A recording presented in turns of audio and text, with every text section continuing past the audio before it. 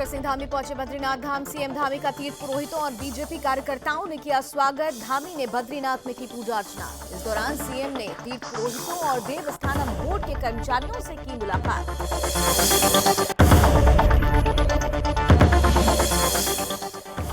चंपावत जिले की बनबसा में पुलिस को मिली बड़ी सफलता। पुलिस ने चेकिंग अभियान के दौरान अवैध स्मैक के साथ एक स्मैक तस्कर को किया गिरफ्तार। पुलिस ने आरोपी को भेजा जेल। मामले में आरोपी से पूछताछ जारी।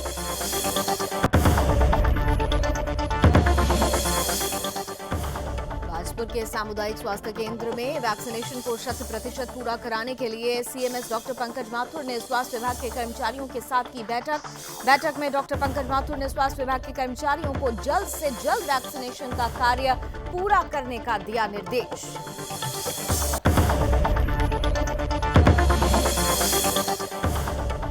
अल्मोड़ा में कोरोना काल में उत्कृष्ट काम करने वाले कार्यक्रम का किया गया आयोजन, जिसमें पूर्व दर्जा राज्य मंत्री कैलाश पंत हुए शामिल।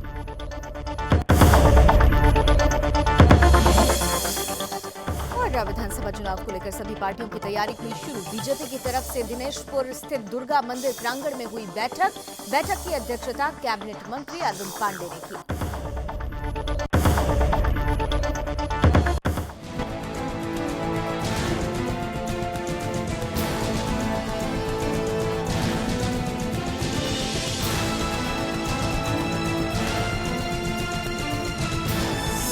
आप देख रहे हैं सुदर्शन न्यूज। नमस्कार, उत्तराखंड विशेष देख रहे हैं आप। आपके साथ मैं हुलावनी विनीत। बुलेटिन की शुरुआत इस वक्त की बड़ी और अहम खबर के साथ करते हैं। सीधे रुख करते हैं ब्रेकिंग न्यूज का।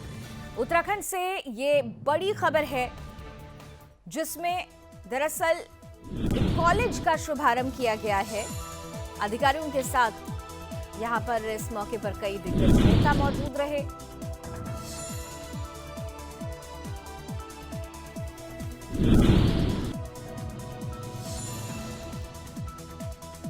कॉलेज के उद्घाटन से स्थानीय लोगों में खुशी की लहर है। आपको बता दें कि गदरपुर में डिग्री कॉलेज का शुभारंभ हुआ है। गदरपुर में डिग्री कॉलेज का शुभारंभ होने से शिक्षा को एक नई दिशा मिलेगी। कैबिनेट मंत्री ने इस कॉलेज का शुभारंभ किया है, जिससे स्थानीय लोगों में काफी खुशी की लहर है। अधिकारियों के साथ साथ कई दिग्गज यहाँ पे गणमान्य अतिथि मौजूद रहे और इस दौरान स्थानीय लोगों की खुशी का कोई ठिकाना नहीं था। इस अवसर पर छात्रों ने सांस्कृतिक कार्यक्रम में भी हिस्सा लिया। सांस्कृतिक कार्यक्रम के जरिए आज की खुशी सबके सामने रखी।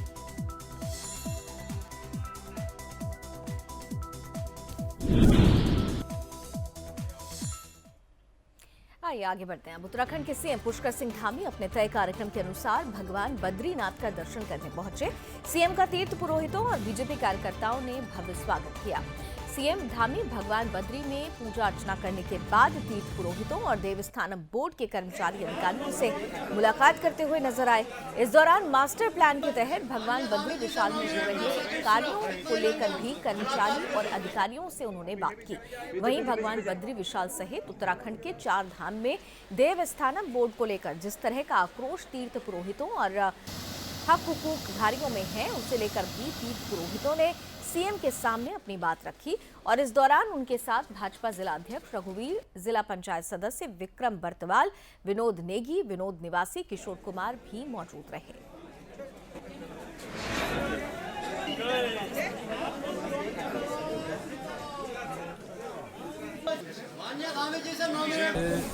भगवान बद्री विशाल की कृपा से हम लोग अभी कोरोना से जल्दी जो है उभरे हैं और अभी आपदा भी आई है। आपदा में बड़ा नुकसान भी हुआ है। मैंने भगवान से प्रार्थना की है कि हमारे प्रदेश में जो भी आपदा से नुकसान हुआ है जल्दी हम उसको ठीक कर पाएँ, सभी लोग इससे उभर पाएँ, पूरे प्रदेश के अंदर सुख शांति रहे। हमारे देश के अंदर जो है आज जो मोदी जी के नेतृत्व में काम चल रहा है वो तेज़ी से चले। चंपावत जिले की बनबसा पुलिस एसओजी और एंटी ड्रग टास्क फोर्स को संयुक्त कार्रवाई में बड़ी सफलता हाथ लगी है। पुलिस ने चेकिंग अभियान के दौरान अवैध स्मैक के साथ एक स्मैक तस्कर को गिरफ्तार किया है। इस मामले में स्मैक तस्कर को गिरफ्तार करने वाली टीम को डीआईजी की तरफ से 5,000 और एसपी स्तर से 2,500 नकद इनाम की घोषणा की गई। वहीं पुलिस ने मामला दर्ज कर आरोपी को जेल भेज दिया है। फिलहाल मामले में आरोपी से पूछताछ जारी है।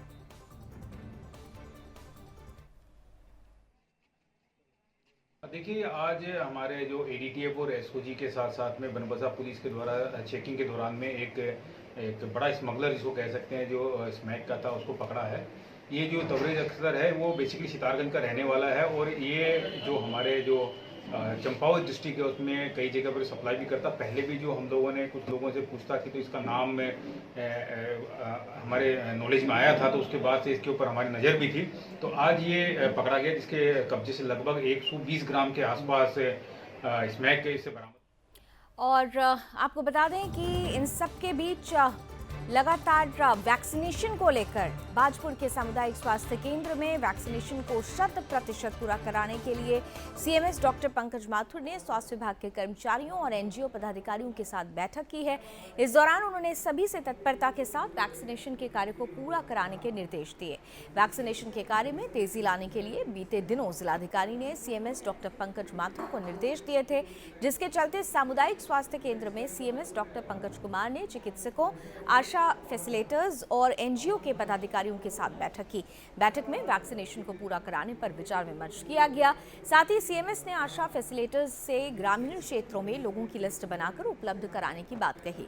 वहीं डॉक्टर पंकज माथुर ने कहा कि क्षेत्र में ज्यादा लोगों को कोरोना वैक्सीन की पहली डोज लग चुकी है, लेकिन दूसरी डोज लगवाने के लिए लोग वैक्सीनेशन सेंटर पर नहीं पहुंच रहे हैं, जिन्हें वैक्सीन लगवाने के लिए रणनीति बनाई जा रही है।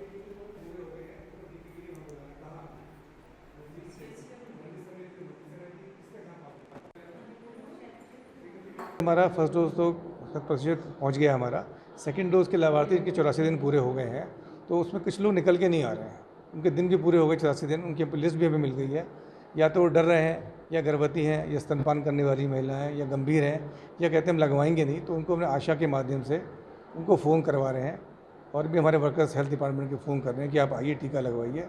और घर घर बैठ के ड्यू लिस्ट बनवा ली है, जो नहीं बनी वो शुक्रवार तक और भी आ जाएगी, तो उनको बुला के टीका लगवाएंगे ताकि 100%।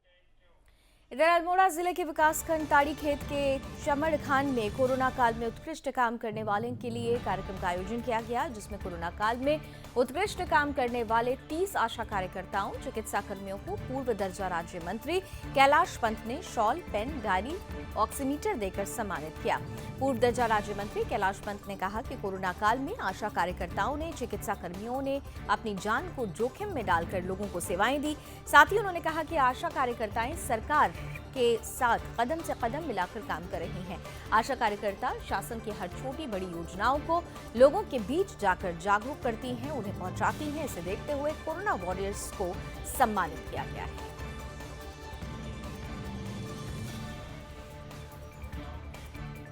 उत्तराखंड में विधानसभा चुनाव जैसे जैसे नजदीक आते जा रहे हैं, वैसे ही सभी राजनीतिक पार्टियां अपने जोर शोर से चुनाव जीतने में लगी हुई हैं। ऐसे में बीजेपी फिर एक बार प्रचंड बहुमत के साथ वापसी करना चाहती है। इसे लेकर पार्टी की ओर से विधानसभा चुनाव की तैयारी जोरों पर है। इसी कड़ी में बीजेपी की तरफ से गदरपुर विधानसभा के दिनेशपुर स्थित दुर्गा मंदिर प्रांगण में शक्ति केंद्र पर्याप्त कार्यकर्ताओं की बैठक आयोजित की गई। बैठक के दौरान कांग्रेस छोड़ कई लोग बीजेपी में शामिल हुए। बैठक की अध्यक्षता कैबिनेट मंत्री अरविंद पांडे ने की। वहीं मुख्य अतिथि के रूप में पश्चिम बंगाल हुगली से सांसद और उत्तराखंड विधानसभा चुनाव की सह प्रभारी लॉकेट चैटर्जी रही।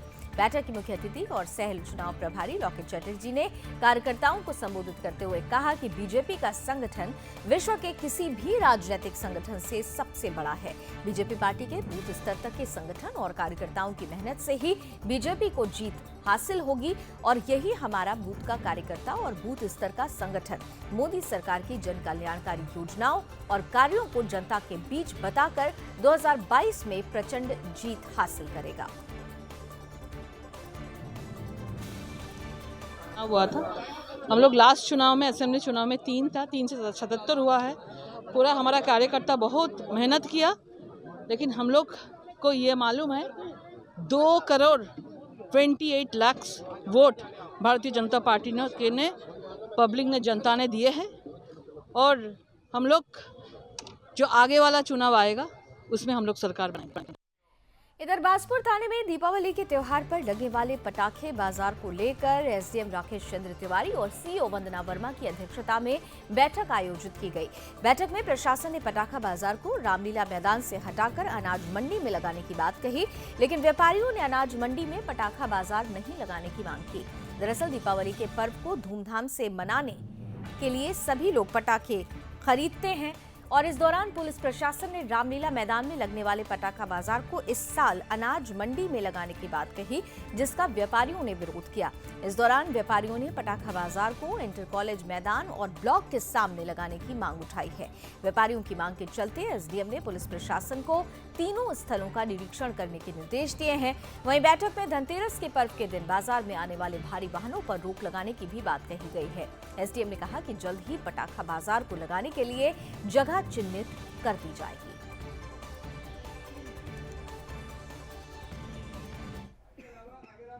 बाजपुर में पुलिस और प्रशासन के अधिकारियों एवं व्यापार मंडल के साथ एक बैठक आहूत की गई थी कि हमारा जो त्यौहार आ रहा है, सबसे बड़ा त्यौहार है दीपावली का, उसमें चूँकि पटाखे भी बिकते हैं तो पटाखों की अनुमति रहती है 3 दिन।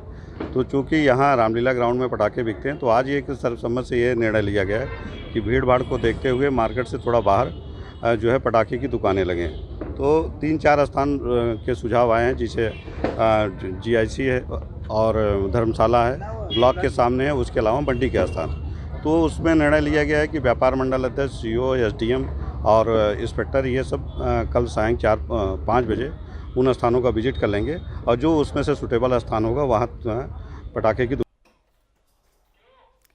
आगे बढ़ते हैं। दीपावली का त्योहार आते ही खाद्य संरक्षण विभाग अलर्ट हो गया है। इसी कड़ी में खाद्य संरक्षण विभाग के अधिकारी ने सुल्तानपुर पट्टी में आधा दर्जन से ज्यादा मिठाई की दुकानों का निरीक्षण किया।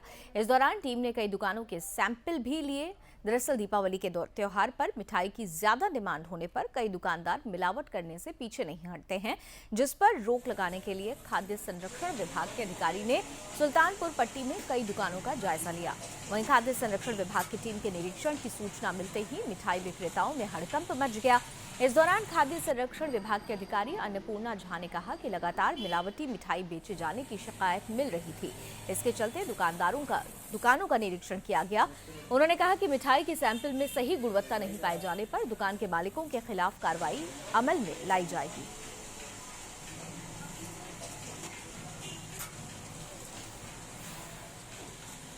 एक्चुअली दिवाली के अवसर पर ये लोग मिलावटी वगैरह बेचते हैं। इसको देखते हुए मैंने आज सुल्तानपुर पट्टी में अपना ये दुकानों का निरीक्षण किया है और सैंपल भी लिए हैं। साथ ही इनको हिदायत भी दी है कि ये लोग शिकायतें ना, ताकि इनकी शिकायतें ना आए और ये क्या कहते हैं मतलब बासी मिठाइयाँ वगैरह और चीज़ें ना करें। केंद्र सरकार की तरफ से दिव्यांग बच्चों के लिए चलाई जा रही समग्र शिक्षा अभियान योजना के तहत ग्राम यमुना स्थित बीआरसी सभागार में दिव्यांग परीक्षण शिविर का आयोजन हुआ। शिविर का शुभारंभ बीजेपी के प्रदेश प्रवक्ता राजेश कुमार ने मां सरस्वती के चित्र के सम्मुख दीप प्रज्वलित करके किया। इस दौरान दिव्यांग बच्चों को ट्राई साइकिल भी बांटी गई। वहीं शिविर में कानपुर से आई अलीम कोट की टीम ने दिव्यांग बच्चों को चिन्हित किया। इस दौरान उपखंड शिक्षा अधिकारी प्रेमा विश्व ने कहा कि शिविर में 18 बच्चों का परीक्षण किया गया है। साथ ही 34 बच्चों का पंजीकरण समाज कल्याण विभाग की तरफ से किया गया है। साथ ही उन्होंने कहा कि 31 पात्र बच्चों का नामांकन सरकार की तरफ से दिव्यांगों को दी जाने वाली बस पास और पेंशन जैसी विभिन्न योजनाओं का लाभ देने के लिए किया गया है। उन्होंने ये भी बताया कि शिविर के दौरान 7 दिव्यांग बच्चों को प्रमाण पत्र जारी किए गए और 5 बच्चों को जांच के लिए हल्द्वानी भेजा गया है।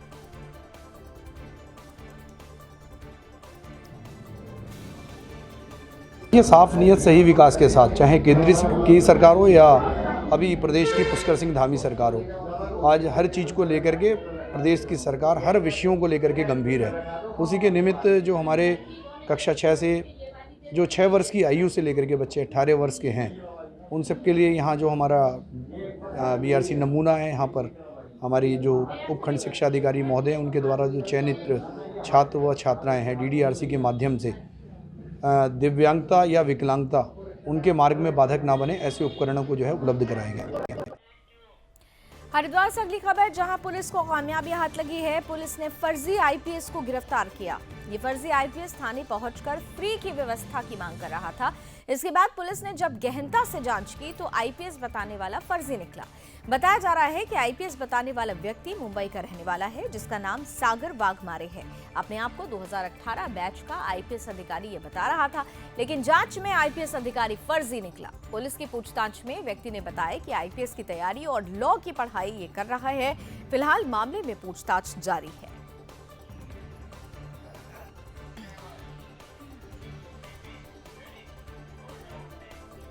वहीं हरिद्वार में शांभवी धाम में शंकराचार्य परिषद की ओर से अंतर्राष्ट्रीय युवा परिषद के पहले सम्मेलन का आयोजन हुआ, जिसमें बड़ी संख्या में युवाओं ने शिरकत की।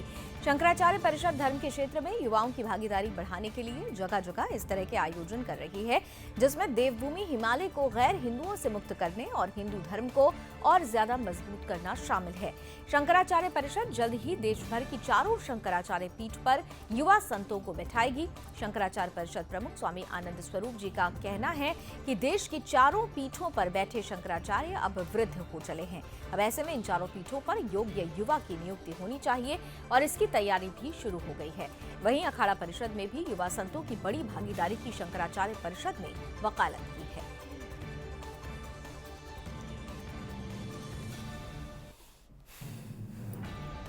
जो विधिवत चुनी गई अखाड़ा परिषद है, अब कल को हरीश रावत बोले कि भाई हम मुख्यमंत्री हैं यहाँ, तो कैसे मुख्यमंत्री हुए? किसने चुना आपको मुख्यमंत्री? जनता का चुनाव हुआ ही नहीं। ऐसे ही जो अभी अखाड़ा परिषद हरिद्वार में बनी थी उस दिन आनंद फानन में, वो सिर्फ इसलिए बनी थी कि जो अभी 25 को मीटिंग हो वो न हो। तो 25 की मीटिंग संपन्न हुई, विधिवत उसका चुनाव हुआ। जो अध्यक्ष निरंजनी के चुने गए हैं स्वामी रविंद्रपुरी जी महाराज, वही असली अखाड़ा परिषद के अध्यक्ष हैं। मैं निर्वाणी के रविंद्रपुरी जी महाराज से भी अपेक्षा करता हूं, आशा करता हूं वो आकर के उसका समर्थन दें। रही बात वैष्णवों की, तो मैं वैष्णवों का कोई विरोधी नहीं हूं।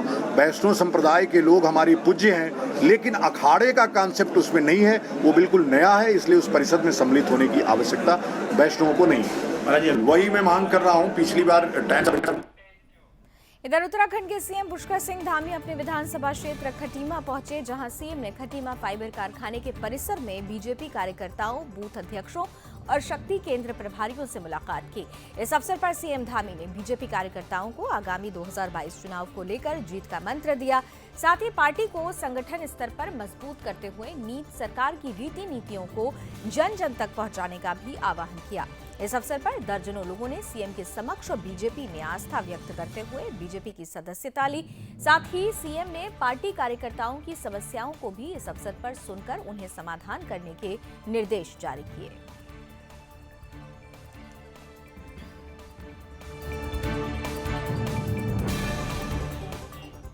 खटीमा में सीएम पुष्कर सिंह धामी की तरफ से सितारगंज रोड पर चिरौंजी मूंगफली वाले से सीएम ने मूंगफली खरीदी, जिसके बाद चिरौंजी लाल रस्तोगी मूंगफली फेमस हो गई है। वहीं इस मामले में चिरौंजी लाल रस्तोगी ने मीडिया से बात करते हुए कहा कि सीएम धामी विधायक से मुख्यमंत्री बनने के बाद भी अपनी जनता और आसपास के लोगों को नहीं भूले हैं। इस चीज के लिए उनका धन्यवाद है। साथ ही उन्होंने कहा कि सीएम धामी को बेहद सरल और अच्छे स्वभाव का व्यक्ति बताते हुए उन्होंने कहा कि हम धन्यवाद करते हैं कि हमारे प्रदेश का सीएम ऐसा है जो अपने आसपास के अपने पुराने लोगों को याद रखते हुए आगे चलते हैं, चाहे कोई गरीब हो या फिर अमीर।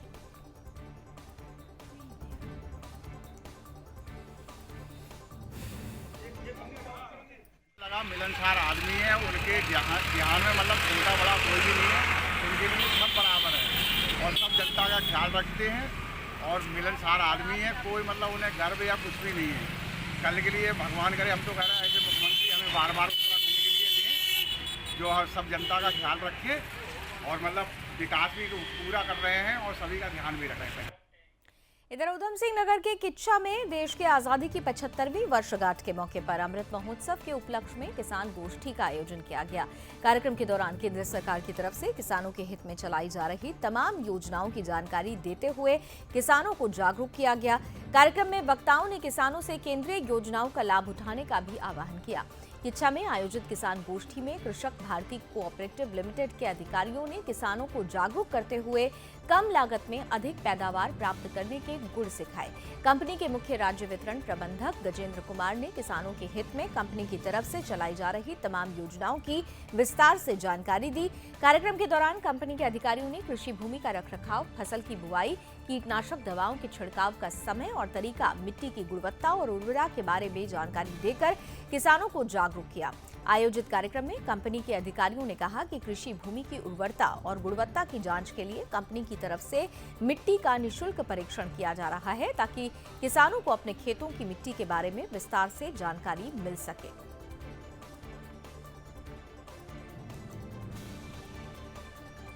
क्रिप्को जो कि एक राष्ट्रीय स्तर की सहकारी संस्था है, ये विभिन्न प्रकार के कृषि निवेशों का निर्माण करती है और सहकारी संस्थाओं और संस्थागत बिक्री केंद्रों के माध्यम से किसानों तक उन कृषि निवेशों को पहुंचाती है।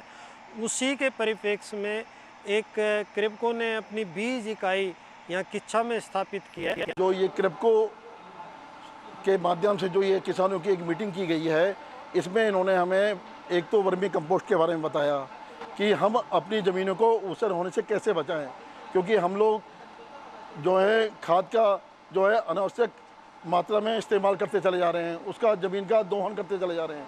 जो ज़मीन के अंदर जो भी मिनरल्स होते हैं वो सब दिन पर दिन कम होते चले जा रहे हैं। ये बीज उत्पादन केंद्र को लेकर एक यहाँ पे खुराना जी के यहाँ बीज उत्पादन केंद्र है क्रिप्को जी का। इनमें क्रिप्को के अधिकारी लोग आए हुए हैं, किस तरीके से किसान बीज पैदा करे, अच्छी फसल पैदा हो, सारे गुणवत्ता विस्तार से बताए जा रहे हैं। किन किन बिंदुओं को लेकर जानकारी दी गई, क्या और क्या चीज़ थी? और उर्वरक के बारे में जानकारी दी गई, बीज के बारे में जानकारी दी गई। इधर मसूरी ताइक्वांडो एकेडमी की तरफ से Zaheen sports taekwondo academy of Doon और ताइक्वांडो एसोसिएशन ऑफ उत्तराखंड के सहयोग से मसूरी राधाकृष्ण मंदिर के सभागार में Mussoorie cup 2021 open national taekwondo का आयोजन किया गया था, जिसमें ताइक्वांडो क्यूरोगी होमसे चैंपियनशिप का खिताब उत्तराखंड ने अपने नाम कर लिया है। वहीं रनर अप की ट्रॉफी उत्तर प्रदेश ने जीती है। चैंपियनशिप में देश भर के करीब 300 खिलाड़ी चैंपियनशिप में प्रतिभाग लेने के लिए पहुंचे हुए थे। समापन प्रतियोगिता का फाइनल मुकाबला गुरु शत्रुघ्न और शिष्य विमल कश्यप के बीच कड़े मुकाबले के साथ हुआ। वो मुकाबला देख सभी लोग हैरान थे। दोनों गुरु शिष्य एक दूसरे को मात देने के लिए अपने अपने स्तर से टेक्निक अपना रहे थे, पर अंत में गुरु की जीत हुई। गुरु शत्रुघ्न ने कहा कि कोविड काल के बाद पहली बार प्रतियोगिता आयोजित की जा रही है, जिससे खिलाड़ियों में भारी उत्साह है। उन्होंने कहा कि फाइनल मुकाबला उनके और उनके शिष्य विमल कश्यप के साथ हुआ है।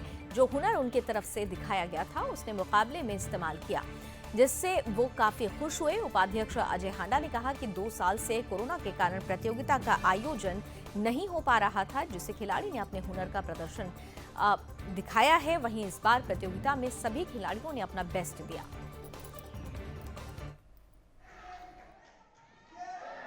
हमारे मेन प्लेयर हैं वो सब खत्म हो चुके थे क्योंकि प्रैक्टिस नहीं हो पाई, और उसके बाद जैसे ही लॉकडाउन खुला मैंने उसके अगले दिन ही बच्चे प्रैक्टिस बुलाए हैं, और बच्चे सुबह 4 बजे से लेके सुबह 9 बजे तक प्रैक्टिस कर रहे हैं, और फिर शाम को 3:30 से लेके रात 10 बजे तक प्रैक्टिस कर रहे हैं शिशु मंदिर में और सनातन स्कूल में। और मुझे अच्छा इसलिए लगा क्योंकि जो मेरा लड़का सिखाया लड़का है 3.5 साल से मैंने प्रैक्टिस दी है, और आज वो मेरे वेट में खेला और आज उसने मुझे टक्कर दी, तो मुझे बहुत अच्छा लगा कि मेरा बच्चा मेरा जो सिखाया हुआ है वो बहुत अच्छे लेवल पर जाएगा। मसूरी में all Mussoorie senior citizen welfare association के तत्वाधान में देहरादून विवेकानंद नेत्रालय की तरफ से मसूरी हेल्थ केयर सेंटर में निःशुल्क नेत्र जांच शिविर लगाया गया, जिसमें सैकड़ों लोगों ने लाभ उठाया। इस मौके पर डॉक्टरों की तरफ से की गई नेत्र जांच के दौरान 13 मरीज मोतियाबिंद के पाए गए, जिनका ऑपरेशन देहरादून विवेकानंद नेत्रालय में all Mussoorie senior citizen welfare association की तरफ से कराया जाएगा। इस मौके पर स्कूल के छात्र छात्राओं ने भी अपना नेत्रों की जांच करवाई। डॉक्टरों की टीम की तरफ से लोगों की नेत्रों की जांच कर निःशुल्क दवाई भी वितरित की गई। All Mussoorie senior citizen welfare association के सचिव नरेंद्र सहनी ने कहा कि मसूरी में आंखों के अस्पताल की कमी होने के कारण लोगों को आंखों के इलाज के लिए देहरादून जाना पड़ता है, जिससे काफी दिक्कत होती है। अब ऐसे में एसोसिएशन की तरफ से मसूरी में निःशुल्क नेत्र जांच शिविर का आयोजन किया गया, जिसमें विवेकानंद नेत्रालय की तरफ से वरिष्ठ डॉक्टरों ने लोगों की आंखों की जांच की।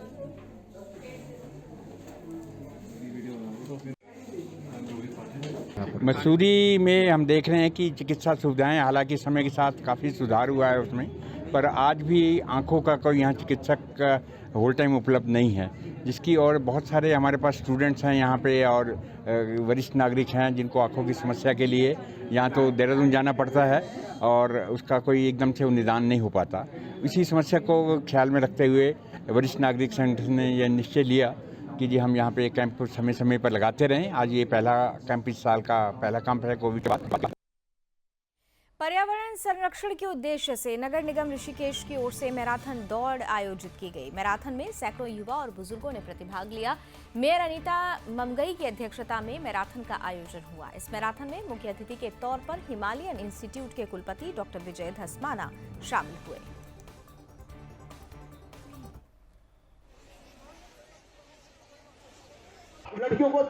तो जैसे इस कोरोना काल में ऑक्सीजन की कमी हुई है, तो उसी को देखते हुए ये रेस एकदम फ्री है और हमें मतलब एकदम फ्री एंट्री मिली, हमने कुछ नहीं दिया, पे भी नहीं किया, तो मतलब ये हमारे नेचर के लिए एक तो बहुत बढ़िया है।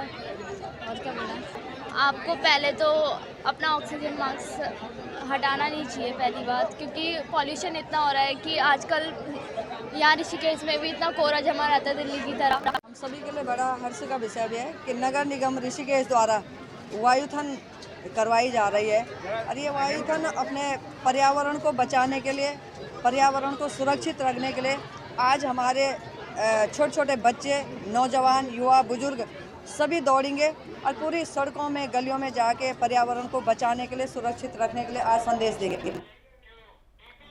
और इधर ऋषिकेश स्थित भैरव कॉलोनी में सीवरेज की समस्याओं के निदान को लेकर विधानसभा अध्यक्ष प्रेमचंद अग्रवाल ने भैरव कॉलोनी क्षेत्र का दौरा किया, जहां विधानसभा अध्यक्ष ने पेयजल निगम और जल संस्थान के अधिकारियों के साथ भैरव कॉलोनी में सीवर की समस्या को देखते हुए निरीक्षण किया। इस दौरान उन्होंने भैरव कॉलोनी, त्रिवेणी कॉलोनी और पंचकुटी को जर्मन सरकार के क्लाइमेट प्रूफिंग प्रोजेक्ट के अंतर्गत करोड़ों रुपए की लागत से 180 किलोमीटर बिछने वाली सीवर योजना से जोड़ने के लिए अधिकारियों को निर्देश दिए। वहीं योजना के बनने के बाद ऋषिकेश में सीवर की समस्या का समाधान हो जाएगा।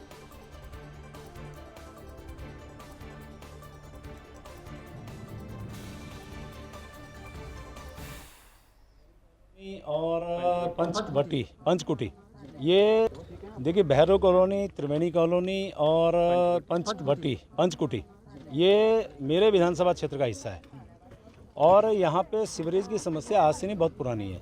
मुझे याद है पिछली बार भी जब मैं इनके पास आया था, इन्होंने ये समस्या रखी थी और उसी समय मैंने अधिकारी को निर्देशित किया था।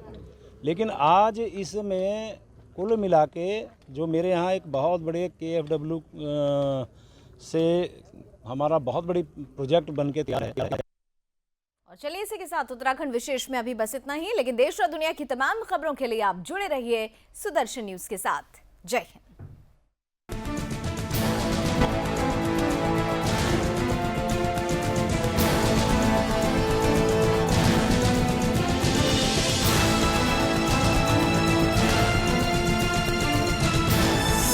आप देख रहे हैं सुदर्शन न्यूज।